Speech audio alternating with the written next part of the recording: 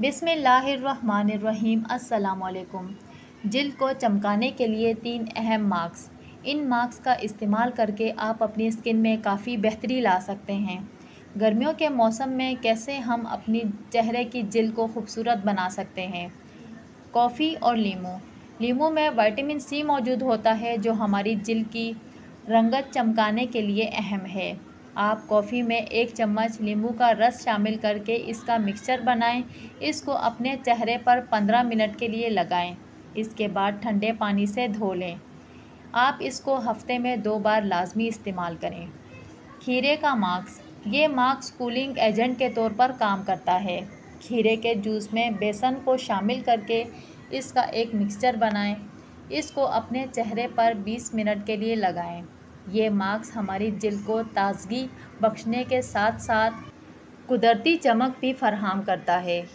इसके अलावा पपीते का मास्क। ये मास्क मौज़ाती तौर पर काम करता है।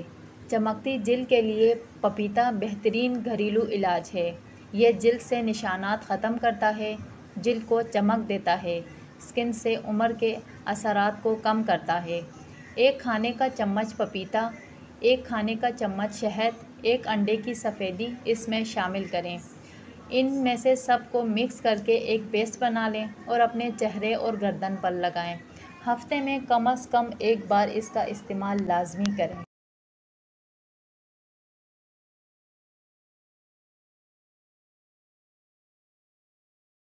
इस वीडियो में हमने आपके साथ 3 मास्क शेयर किए।